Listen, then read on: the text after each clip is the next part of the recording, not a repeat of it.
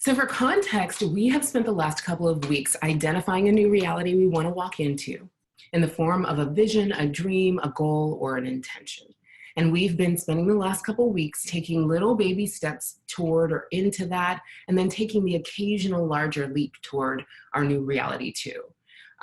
We've been doing, in the background almost, we've been doing this practice of recalibrating every day with our daily ritual, and sometimes recalibrating in little bits and pieces all through the day as needed, right? So we've now talked several times about, and should be starting to know, the steps of this process. You recalibrate every day. You envision and embody or start to take steps toward your new reality. Then as resistance arises, you release it. Along the way, rewiring and upgrading your beliefs and expectations. So we know, we have the unfair advantage of knowing that when we take steps into a new reality, inner resistance will arise. And most of this week in your prompts and your practice guidance, I've been kind of taking you on a little tour through the different forms that resistance takes and teaching you different strategies you can use to deactivate it. Now, what I will say is the two words people use the most, you guys have filled out so many surveys and, you've submitted questions to me, you respond to me, I see what you write on the page. The two words that people use the most when they describe their resistance are fear and doubt. So we're going to talk about that a little bit. And here's the basis. So I'm going to ask Sabrina to drop a couple of things here into your foundational, just like line items, foundations that you need to know into the chat. The first is this: all fear is unintegrated excitement. All fear is unintegrated excitement. Okay, we'll talk about what that means and what you can do with that in a second. Second, all doubt is rooted in fear. Okay? All fear is unintegrated excitement, and all doubt is rooted in fear. So those are some bases that you gotta just understand. Now let's talk about the two types. There's two types of fear. And these are like not from neuroscience or anything. They are from the Old Testament. This is like old, the rabbis talked about this. So in the Old Testament, there are two types of fear that are talked about. In the Old Hebrew, they were called pashad, P-A-C-H-A-D, and yira, Y-I-R-A-H. Pashad fear and yira fear, okay? Two types of fear. And so many of you asked the question along the way in different places. How do I know if something is like just the fear or discomfort of doing a new thing, or really inner resistance that I need to like unpack or deal with or work through? And it's not that it's the case that you always have to unpack inner resistance, but you do usually have to do something, whether it's change the subject, distract yourself, or actually sort of, investigate it with kindness. So two types of fear, pashad and yira. We're going to talk about how to know the difference, because one of them, each of them corresponds to those things that we were just saying, like, let me just tell you what they are. So pashad fear is an irrational fear. It is neurotic fear. Think about this. This is like key. Pashad fear is always a fear of projected or imagined things. So your pashad fears are your fears of worst case scenarios or catastrophes arising.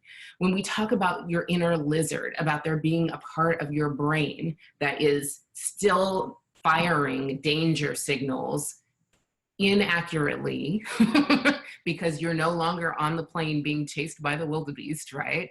But that overactive evolutionary remnant kind of fear is pashad fear. And pashad fear tends to be the kind of fear that is at the root of your inner critics, all of your inner critic behavior, all of your self-doubt, all of your procrastination, the things we think of as inner resistance are all rooted in pashad fear. All right. The other kind of fear is called yira, Y-I-R-A-H, yira fear. And yira fear encompasses three different kinds of things. Yira fear, or let me say this, yira fear arises in three different kinds of situations. That's more accurate. All right.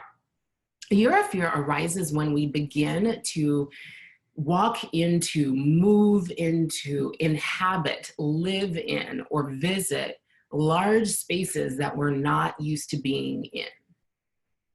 Now, that can be true physically. Like, I don't know if you've ever had the experience of walking into like a large sports arena when it's empty, but it's a little like, I had that experience actually when Under Armour bought the company that I worked for, and they rented out, I'm not even sure what it's called, I guess AT&T Park, the big baseball field in San Francisco for us. And we were like 100 people, and that stadium seats like all these people. There is just a weird feeling that arises inside when you begin to move into something large, a space that's larger than you're used to. So that is true physically, but it's also true emotionally or spiritually or in your work or in your love life. When you're moving into new spaces, there's a fear that arises. Yura fear. Yura fear also arises when we all of a sudden start to tap into a new well of energy that we're not used to having access to. All right, so when you first, have you ever, if you've ever like learned how to do something that was really hard, and then all of a sudden you feel yourself just doing it well, and you're just like in it and it's going, it's a little bit scary at first, right? You're like, whoa, do I know how to do that? I know how to do that. That's kind of crazy. Or when you first come into the circle and really like feel it, when you first start to open the pipeline. That's why the writing challenges are so powerful, and why free writing and the writing practice every day is so powerful. Because there's a moment in time for most people, if you can do it for a number of days, where the flow just turns on. And you all of a sudden get access to this like flow of energy that you're not used to. Yura fear. There's also a Yura fear that can arise when we come into contact with the divine. When you come into contact, when you first start to come into contact with that sacred part of yourself, when you first start that process of like reconnecting with source energy every day, and you just like feel that opening up of inner wells or inner reservoirs of divine guidance. Like, you know, I was telling Monisha the other day, I'm having this thing happening. It's raining a ton here right now, which is wonderful because we so need it. I'm a lifelong Californian. So I'm always like, rain, yes. I've lived in a drought for 43 years, basically. My dogs don't like to go into the rain though. So I have to like leash them up. Instead of just letting them out, I have to leash them up and make them take them out and keep them out until they do their business. I was telling her, it's kind of crazy. Like I walk out the door and the rain stops. It rains and rains and rains. I walk out the door, suited up for rain, the rain stops. And I come back in and it starts again.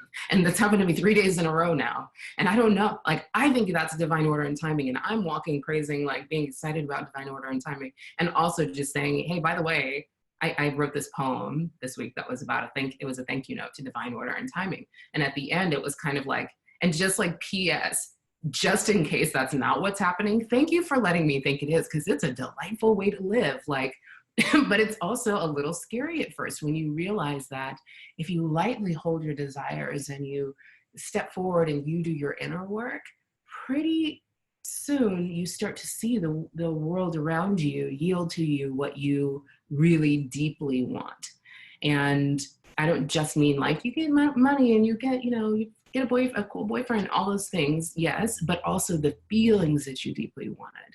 And when you start to realize that and connect with source in that regular way, it can be a little scary at first, but that's Yura fear, right? So there are the two types of fear, Pashad and Yura. Both of them can make you feel a little nervous, but you can tell the difference, or I want us to learn to tell the difference by trusting our inner guidance system, okay? And here's how it feels, how Pashad and Yura fear feel different. Pashad fear will have you feeling constricted. It feels like panic. It can feel like fight or flight. It doesn't feel like you're in the flow with Pashad fear. Pashad fear causes you to think a lot and reference a lot what happened in the past, or what might, or project out to what could happen, what catastrophe could come in the future. All right, that's Pashad fear. With year of fear, you're like, that's a little scary and I'm a little nervous, but I feel like expanded. I feel like awe, like, wow, that's kind of wild. You feel reverent. You feel your boundaries dissolve. Your fear is based on what's happening now in this present moment.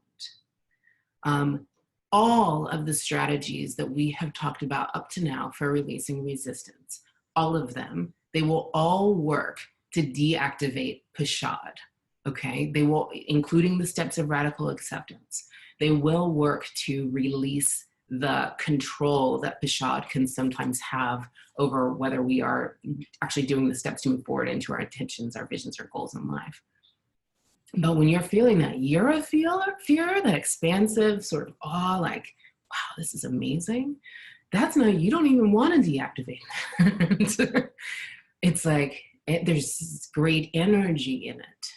You want to allow it and savor it even, and be expanded by it. When I talk about, your daily practice becoming the cashmere blankie for your soul, you need that daily cushion and daily self-soothing every day if you're gonna live a life where you learn to be excited when you feel that year of fear, because you know expansion is happening, right? And you know that in that era, you will find a fuel.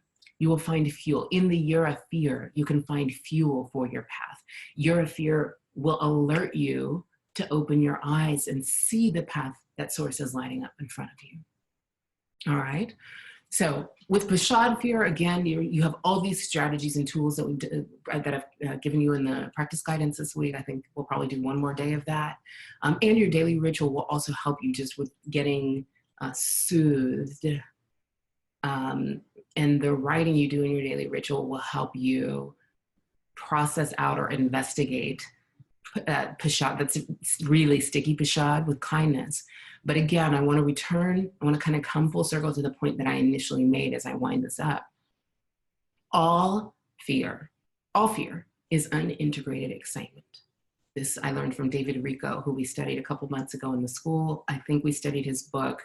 I have like several of his books that are like manuals for my whole life. One of them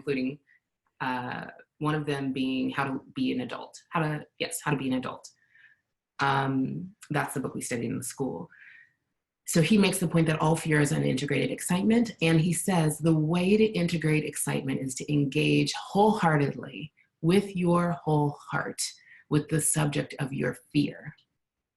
With your whole heart, which means with love, right? And if you're a Bible person, you've probably heard that verse about how love casts out fear, right?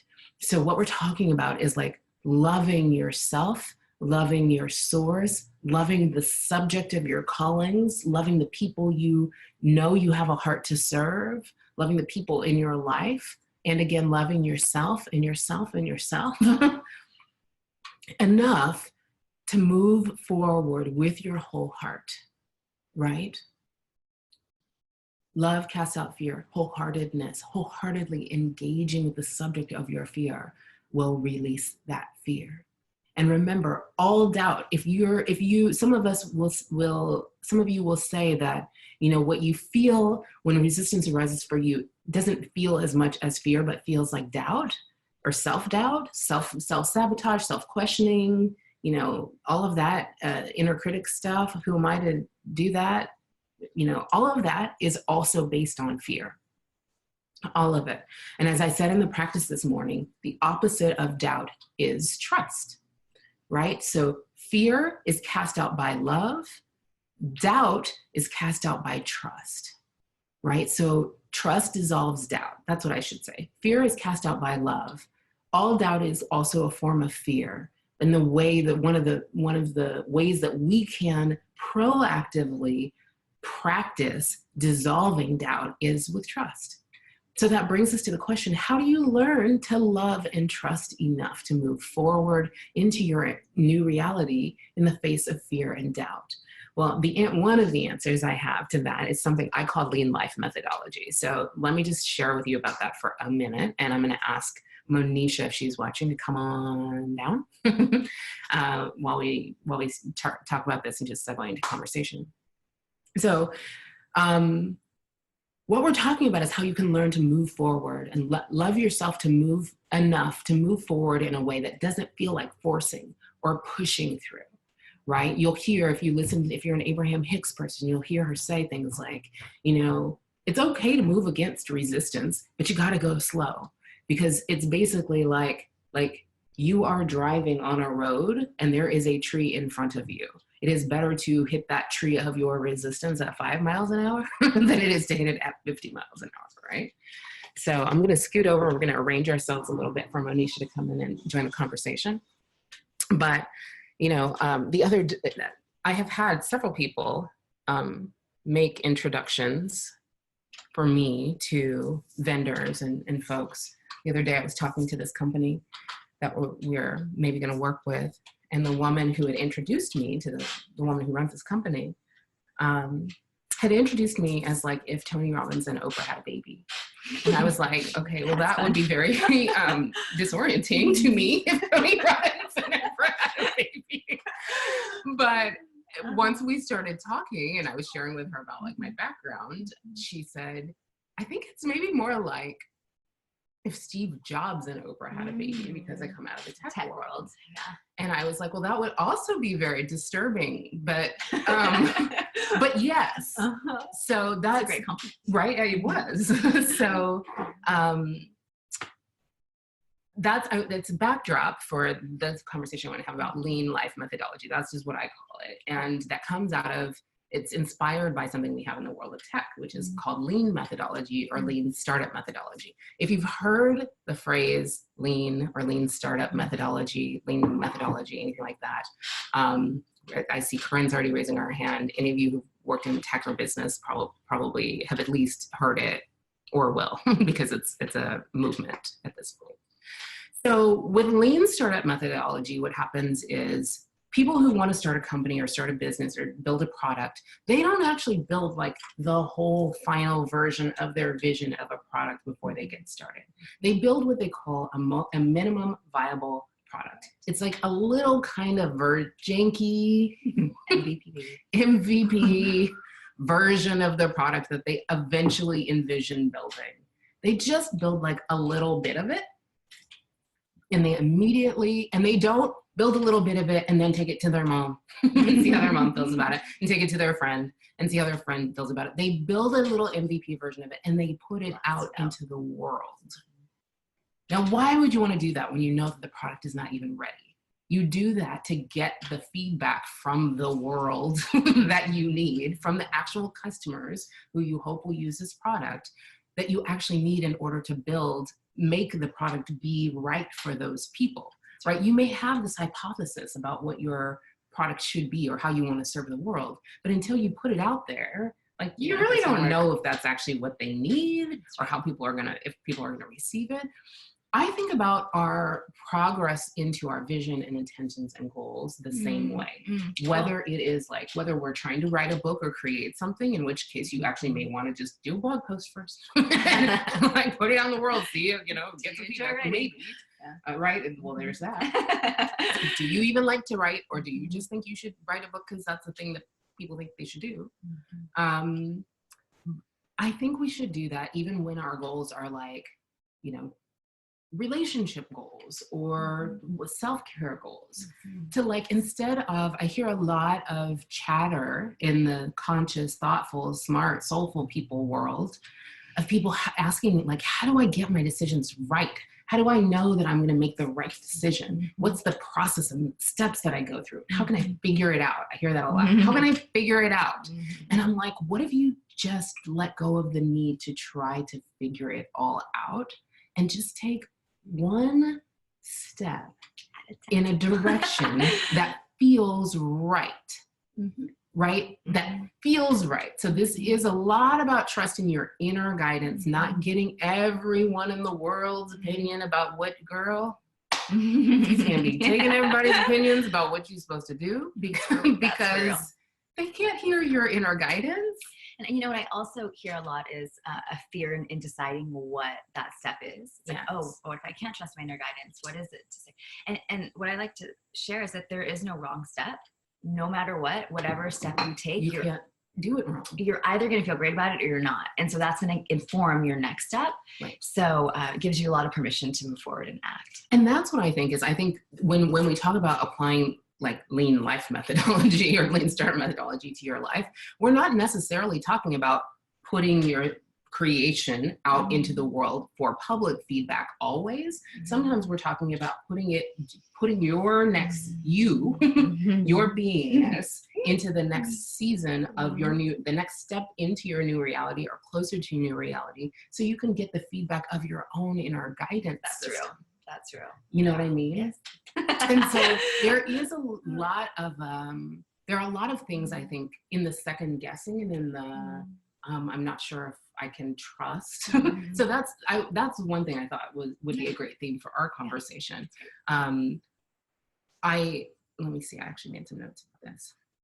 You're so good at that. I have to, because do you see how my mind works, y'all? I gotta make notes. It has a lot of beautiful information happening. There is a need, so there are things that if you want to apply, first of all, applying this sort of a methodology to life, the way I'm talking about it sounds very systematic, and it can be. You can like take notes on what works and what doesn't work, or you can like just move into it and be in it and sit and like do your daily practice, do your free writing, let the dots connect, feel what feels right, use that as your rudder to move through life. It is very helpful if you can adopt what we've called before imperfectionism, where you're actually like really okay with things, where you can practice your way into feeling okay with taking steps, smaller steps, before they're perfect or before everything is perfectly planned or lined up or right. And you almost have to if you're gonna live life like this. Yeah, a major belief system that I think is worth training your mind towards when operating this way is that you really are always moving in the direction of good, that you're always, I think we've talked about that in the past, that right, there is no wrong step. Everything is moving you forward to what you truly desired. And the way you set the opening stage of this call is so beautiful. I love it every time. And that really instills a lot of those beliefs, because if you start to train your mind and body to believe that you're always in the right place at the right time, that's really another great way to train your mind, then it becomes a lot easier to rest in the place of trust. Yes. So that you can implement what and you're just choosing to. Yes. Like trusting the process. Yes. Like I was spinning earlier today, and the teacher said, don't cheat the process. Don't cheat the process. Don't cheat yourself out of like your own success that's trying to get to you through this process, which by the way is not always comfortable, because on the bike it ain't always comfortable. But what I will say is that we were having dinner the other day, and both of us were talking about like things that we were trusting for, which kind of made its way into the practice guidance for today, where I was talking about one of the things you can do to cultivate trust is to do your own rewiring declarations like we do. Another is to like have trust buddies. It helps. Find your trust buddies. Like literally you will start to see, and I know some of you guys already have, especially the people who've been in the school, there's a moment in time where like who you spend time with starts to shift. That's real. Because it can be difficult to maintain your place of trust when everyone around you is like, look at all this crazy, look at all this bad, and like whatever. You got to find those people, including the people in the digital community, including the people in this chat right up in here, including us. Who will do that revelry in like noticing all the times things always did work out, to remind you that they are always working out, even when one strategy that you thought might be the thing, or one circumstance doesn't work out the way you expected it to. Yeah, because it is always working out, just not the way we expect. And it is a practice. It is a practice to train our thoughts, our words, and our action towards the idea that everything is working out for us. Like I made some tea while I was preparing to come down here, and what it says on the little these little tea things, the little messages that they send. It says, happiness is an accomplishment. Ooh, preach. And I love that. Yeah, I do because too. it is. It's like, it's a choice and it's also an accomplishment. We do our inner work to be able to have a landscape that allows for trust to reside. So you're in the right place at the right time, doing the right things right now. And even when things don't feel rainbows, butterflies, and sunshine, what we do experience, the contrast of not feeling great, that is also has deep service for us, because it helps us understand where we're propelling off to, and also really looking for the gift of why everything is in the order that it is, allows us again to fall deeper into that place of trust, like to actively use your life force energy to look for why it has come into your spirit, because it's working for you, rather than complaining, getting frustrated, like, believing that the world is against you. Not to say that you don't have space to vent that, but if you stay there, you're going to create that more and more. I mean, the choicefulness of that is a real thing. Yeah. And it's funny, I think, because with people who are very like smart and thoughtful, sometimes we want an objective, authoritative, proven, scientific way of knowing. So like I was telling them about a student I was talking to yesterday who's very like science minded and very spreadsheet minded. And he also just kind of was like, I don't know, the first like couple times I met with you, you told me to do some stuff and I did it, and it really changed things. So I just was like, I'm just gonna try it. What is it? It makes me feel better, so why not? Right. And so as we got to the end of our conversation, he was like, I don't know if it's really that like I'm creating this with the new way in which I'm being and doing in this world, or I'm just believing that, and so I see more things happening. And I'm like, you're both right. Yeah. And who cares? You're both right, and also isn't it delightful? Yeah. I mean, and yeah. I could kind of I did actually walk him through one of the stories he had just finished telling me that involved a few moments in time in which what he wanted specifically didn't look like it was going to happen. And he made some very flexible, very like trusting, like, hey, well, I'm just going to call that guy or try this thing or get this person to help me, or I'm going to look, I'm going to be willing to spend more and just trust and whatever. And it all bizarrely came together for him like really, really fast. And I'm like, so do you see how your own flexibility, which is wired and allowed by that trusting belief system, actually did change the outcome? Like that would not all have happened had you not made that call or had you not done that one little thing. There's an openness to receive and that flexibility. Yes. And so things that I think we have to think about specifically, like what I have experienced is when I moved out of a place of trying to control every lever of every fact, I was kind of like, why do we do that? It doesn't ever work. I mean, like real talk, you can try to lay the best perfect plan for your whole life anyway, and that there is no person or belief system on this earth, scientifically based or otherwise, that will tell you that that plan is going to come exactly true. It doesn't work. So why do we do it? And I think what I came up with for myself was I was creating these very specific trajectories of circumstances to get to my goal in my mind based on what I believed to be possible. Yeah. That was the only way I believed it could be possible. And that was so limited because it was based on the idea that I was having to do it all myself. That's real. And what I think that's very common. Yes. I mean, I relate to that. I think a lot of us can is, but what's so beautiful about resting in a place of trust and allowing for universal consciousness to provide for us rather than our little bitty minds, because we can only vision so far with our consciousness. But when we do give more space and more flexibility for what we desire to come towards us, the magic of the universe gets into play, and it always provides for us in ways that surprise and delight us. It's far beyond what we could actually imagine. Which is what makes it so fun and magical, and why we can't measure these things. Like it's not a measurement that is scientifically proven, because it comes from faith. Yes. So if we could prove it, then like through the realm of science, we wouldn't need faith in order to allow the magic to occur. So But I think one of the things that I think you are great at, you bring the magic wherever you go. Like magic. Like, just the magic. I like it. But I think that it's easy to forget that this is supposed to be fun. Oh, hell yeah. Right? And like actually playful. Because we're all like, we're smart and we have gotten so much done through our effort. Right. That we get very like, okay, then you know what I have to do? I have to effort to trust. Yeah. And I have to work hard to trust. Yeah. You know? Yeah. That's and you're speaking about something that I think is worth just highlighting, is that, you know, coming from the fear-based place of control, of creating through effort and over efforting and controlling and directing to a specific outcome, sometimes that does work. Like that, the truth of it is it does work. And some people do feel some level of success with that, but at what cost? Yeah.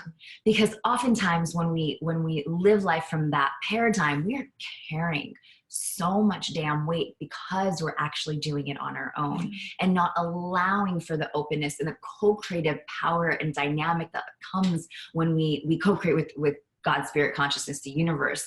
And that's why trust is so important, because then you prove to the universe that you trust in it, and then that co-creative energy just expands and it's like a tidal wave, and then it feels like, oh yeah, the rain stops for me, obviously. You know, obviously, right? The rain stops for me when I go on a walk.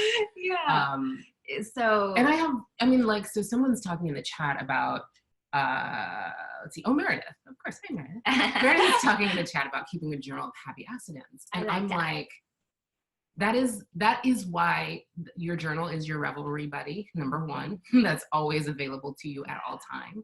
And often when we talk about using our free writing to clear our emotional slate, I do an emotional windshield wiper. Ooh, Amy. Yes, please. Yeah. I like it. Yeah, so when we talk about using it as an emotional slate, I often will wake up, if I sometimes write it in the morning and at night. So I'll wake up and I'll just what happened yesterday? I'm just jotting stuff down just to get it off my mind, right? Just to complete it, kind of close the loop. And often it's like, for sure, if I have anything that's bugging me about the day before, I get it on there. But what more and more of what that is these days, to Meredith's point, is like, all the crazy, amazing little stuff, big stuff that happens, I write that down, all of them. I talk about them. Yeah. Sometimes I can just tell my friends, hey, I need to revel in this for a minute, and I know it's going to sound crazy to you, but I went to the Basilica of Guadalupe, and this health problem I had been having stopped that day, and it didn't come back. So that happened. And I'm like, that just happened. Or, I walked into the cafe and I was like, ooh, bread. And they brought me a loaf of bread. Or, I wanted this bike, and the company get those stories, especially the ones that are things that you did not do that with your effort. Those are like the best revelry, trust building revelry stories, because it's not about you. Yeah, it is a beautiful practice. And the little things, like even just, I'll share one today. So we were organizing this call, and I had a private client that I work with, and that call was at 10 a.m. Pacific, and we're organizing how to get this all worked out. And we usually use that time, and so I was like, okay, I might be able to pop on around 11:15, but might be 11, we'll see. And the call just ended early today. Like I literally got off the phone at 10:30, and I was like, wow, 10:33. Which is spacious. Yeah. I'm like, oh, get it, we can hang out a little bit, prepare a bit. So I noticed that, right? I didn't let that just pass on by. I took notice, like, okay, look, not only is this working out, I was actually really excited to move from one great thing to another. That gives me a lot of energy, but instead, I was able to have some space in between. So just paying attention to the moment by moment miracles that are occurring for us is a really beautiful practice to pump that muscle of trust, because you will prove it to yourself. Like I always say, the proof is in the pudding. Yeah, proof is in the pudding. Just give it a shot. Yes, I love that. That keeps me safe. No, I love that. Okay. Yeah. You know, I will probably, maybe we'll do a deeper dive into lean life methodology on another Okay. call. Okay. If you guys are interested in that, like, because there are just some things as I've coached people through that come up a lot, like the desire to run their things past a bunch of people in their life before they put them out. Okay. Or let's see. I don't. What I want to do, I want to practice Okay. staying in closer to an hour for these. Oh, okay, great. So okay. that was one of my intentions Wonderful. for the year. Cool. And so, you know what, maybe if you guys want, I have a lot to say, as you know. I do. So I've been thinking about doing a special session either on the 30th or on the 1st. And I wasn't sure exactly what I was going to do it on. I have 100 topics that we have more to say about, but maybe we could do some on lean life methodology and just go deeper into that. Okay, so there. Sounds great. Wow. So Deanna had like a little free, a thing that was going to be a big $1,000 plumbing fix be done for free. Love. I mean, that's a good price also. Free is a good price. It is.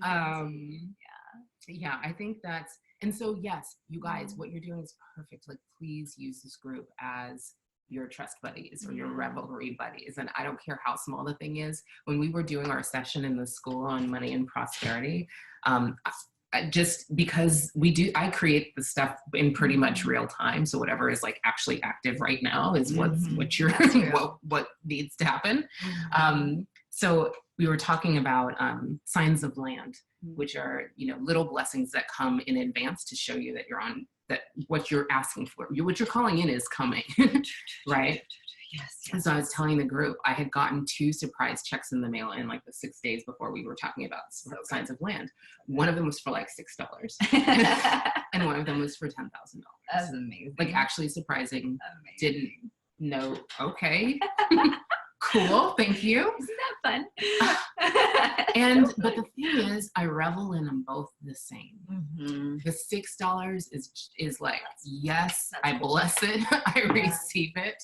The $10,000, I bless it, I receive it. The bills, I bless and receive. Those companies that trust me enough to not require me to pay in advance for my water and my electricity, I bless it, I receive it. Yeah. You know, so like use this group as your revelry buddies, even on the plumbing stuff. That's still real good. All right, so I just want to address here. It says yes. I plan to death. Yes. I tend to plan to death. Just quickly. I was really feeling you when you wrote that. And what I will say is just to respond to that is because I think there are probably many people who tend to over plan or plan a lot. If that is the case for you, if it brings you joy, like in writing the plan, you feel expansive and you get energy and it feels good to you.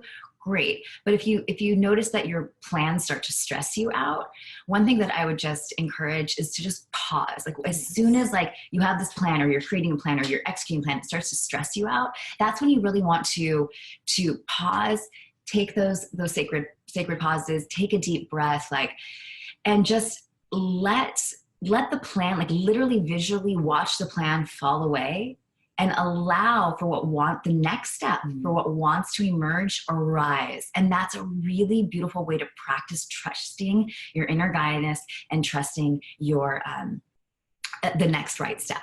So I'll just put that out there for you. Yeah. Okay. Yes. No, that's okay. I mean, that's probably what I would have said. Okay.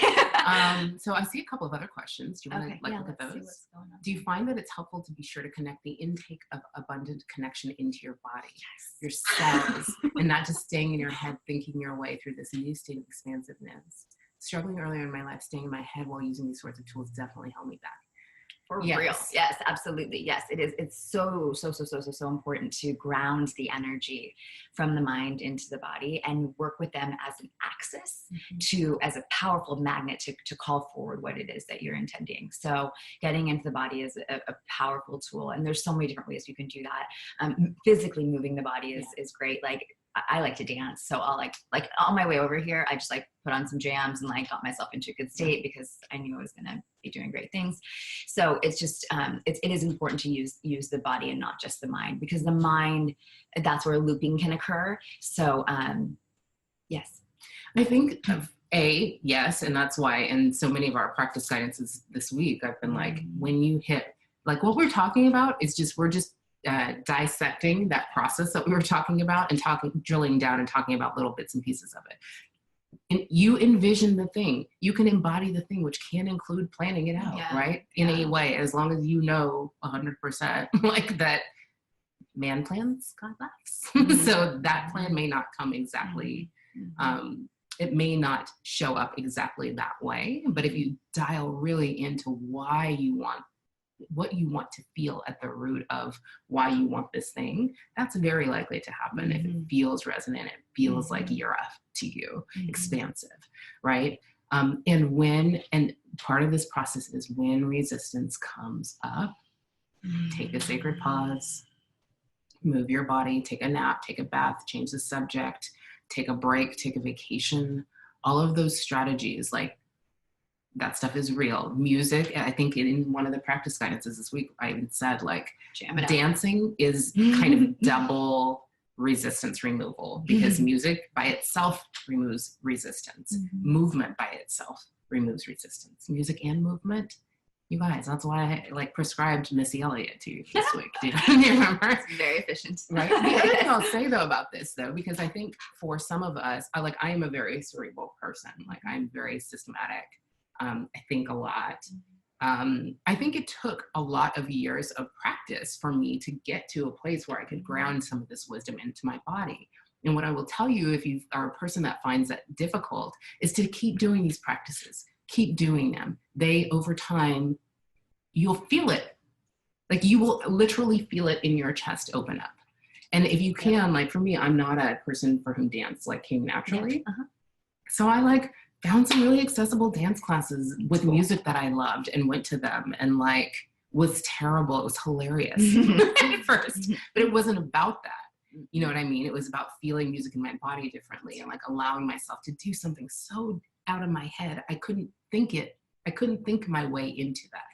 And a really beautiful regulator for this is nature. Yeah. I mean, honestly, like yes, practice forever. Life is a practice, and nature is a beautiful regulator to get out of the mind and into the body. The more time you spend, I think we've all had some of that experience, especially if you spend like an hour or so in nature. You start to drop the energy of the mind into the body. Yeah. So. All right. So Celianne has a question about, is there a meditation that we can use when we're in a place of resistance, that terrible fear that we don't have to stop, like when I have to get writing down, but the fear is eating away at me, so I just spiral. I really would direct you to the various practice guidances from this week, because they give like really specific things you can do in that like precise factual scenario. Like when I'm writing and I get stuck, I often will work out. I often will take a walk. If I'm sitting, I often will free write. That is like the easiest way. If writing specifically is your thing, like let yourself write whatever you want. If it's your grocery list, if it's terrible, like let it not even be about the thing that you're writing on. Put your writing time for output right after your free writing time for practice. So often like your emotional slate is kind of clear and you're already in the flow. But also the mantras that I like to use for this in actual sitting practice are like, I'm open, I'm willing. One thing's coming up specifically for you is to shake it off. Like literally physically, let me know the rest of the answer to you, but like shake, like physically shake your body and like visualize, like letting it go. That's so, I don't know if we've done it in these 3 weeks of this program, but in the school for sure we've done it. We've had times where the movement piece of the practice is actually just to take a walk and swing your arms and literally envision any resistance just like kind of flinging out of your hands. That's just a thing that like you comes rattle it off. Like it comes out from your fingertips. It just comes out. Give that a try and let us know how it goes. That would be great to know. Is it possible to miss your divine order? I don't even have to read the rest of that. That's lovely. You can't get this wrong. I know it feels like, I know you guys, like I was like the 4.3 student who got knocked up when I was 16. I know it can feel like you've missed your boat or what God had planned for you. And I just invite you to consider that all of those quote unquote mistakes or steps that you feel like were off the path were actually preparing you, were clarifying for you. They were bringing you right. They were bringing you to where you are into divine order, right? You can't do life wrong. And that's part of our practice of radical acceptance, right? It loosens you up from that struggle of self-judgment of yourself for whatever, steps you took that you don't feel like were right. Maybe they were actually preparing you. Maybe they were actually clarifying for you exactly what you do want, exactly what you are supposed to be doing. And for some of us, it takes decades. I mean, like, y'all know I'm a joy tripper, right? But like, I am in this last 18 months, I have gotten crystal clarity on why I am here, what I am here to do. And all of the other, I can't say being a lawyer was the wrong thing to do. It wasn't fun, but it wasn't the wrong thing to do. Yes, we are all of this. We are in this perfect place, in this perfect space, at this perfect time. And I also just want to acknowledge it, like that it sometimes doesn't feel that way. Right. And so it is totally cool if it doesn't feel that way. There's nothing wrong with it not feeling that way. And maybe these words are landing for you as complete and utter truth. And maybe it's like, I don't know if I believe that. Mm-hmm. And even that is okay. Totally cool. So and one thing that we both have shared at different times on this platform is that when you feel resistance in your body, like if it's landed into your body where like it's like, it takes so much effort to believe something different or to do these things. And it's just like, you feel really frozen.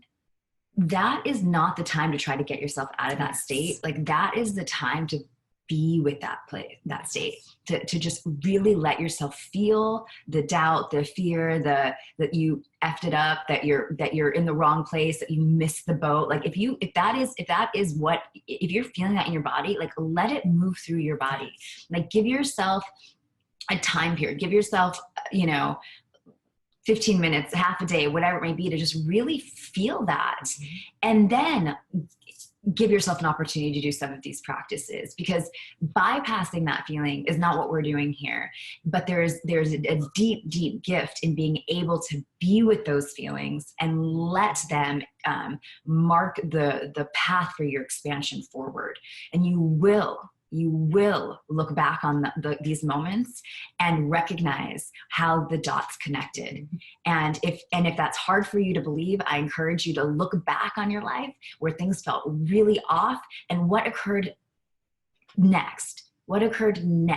Because contraction does lead to expansion. When we feel these contracted states, it's a law of the universe. There's an expansion that comes after. So you can even track your lifetime and be like, wow, like I thought my life was totally off course, but then this thing happened that I didn't expect. So you can start to prove to yourself that you are in the right place, even if you feel really off. Yes. Labor and birth, exactly. Right. Your heart, exactly. Right. You use a lot of these examples when we talk about this. Okay. I love that. And part of what I know our job is to, I feel very much called to speak that truth into you in the same way that other people did that for me at a time in my life when I did not know what was happening or how I would ever get out of these situations and those shit hit the fan moments. I had people like my grandmother my background was for sure very biblical. So it was, all things work together for your good. And just like these things over and over again. And at the time they kind of landed in my head and I was like, all right, that'll be interesting to see, because this seems like a real complex situation to get out of. And now I'm like, you know, I'm called upon to do these crazy things. And I'm like, yeah, I got it. Got it. Because you do know what I used to do, what I used to have to do. Like that all trained me, honed me, prepared me for right now. Yeah, that's real. We each have a purpose. Yes. And it takes time for us to drop into what that purpose is. And it's worth the journey. Yeah. Amy is telling a story about how she sometimes just likes when she feels resistance. It's actually helpful just to do something for someone else. That's so real. Which is lovely. So good. Yeah. And it's reminding me of this story that my student yesterday told me. He said, you know, he swims every day. He's like, I'm at the pool. He goes to the same pool every day. He's like, I'm at the pool. I leave my towel, you know, where I always leave my towel, and I get out of the pool and like my towel's gone. So he's like, I'm kind of just like, really? Like, what's that about? So he's like, he walks into the men's dressing room and says, just kind of hollers out like, hey, did anyone grab a towel that now suddenly doesn't seem like it was your towel? And nobody said anything. And he says, you know, so he just like moves on and like tries to figure out how he's going to get dressed and stuff. He says the lifeguard comes over to him and hands him a brand new towel, like a nice new fluffy towel. And he says, well, what's this? And the lifeguard says, well, I just felt like I should buy you this towel because I want you to have this like new towel. Aw, that's nice. Right? And he's like, what's funny is the lifeguard, like everybody kind of is, everyone at this pool is irritated chronically with this lifeguard because he's the one that has to get, like he's the disciplinarian. He's got to get you out of this and tell you when it's time to get out and do all this stuff. So he's like, people kind of give him a hard time. And he's like, I've always just thought like, this guy is really nice. So he's like, I've always had nice conversations with him and we've had these like little things. So he's like, what he said to me yesterday that was so beautiful was that as a result of this kind of practice that we've been doing, he said, I know 100%. He said his name, he said, the me 1.0 would have been I would have fixated all day on the fact that someone took my towel. He said, and all I could think about all day was 2 people got upgraded towels today. Because I had just washed my towel and it was a good towel. He's like, so whoever has it got a great towel and I got a brand new towel. Wow.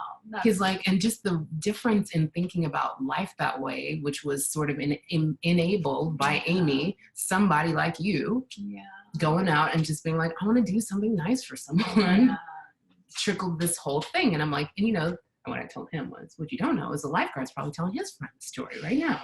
Just like Amy's telling us, like I'm telling you, like I'm telling all of you, like it spreads. It does spread. That's true. All right. Yes, Carol is saying like she felt like when her son passed away, she just thought it was going to be the end, the actual end. And that journey guided her into one of the best paths of her life at 46 years old. Our human end is always God's bigger and better beginning. Preach that. That's trust. Right? All right. Do you want to guys say something for a moment? I know. You guys, I'm not crying. You're crying. All right. Okay. So let's go ahead and close out the call with some embodiment of trust. So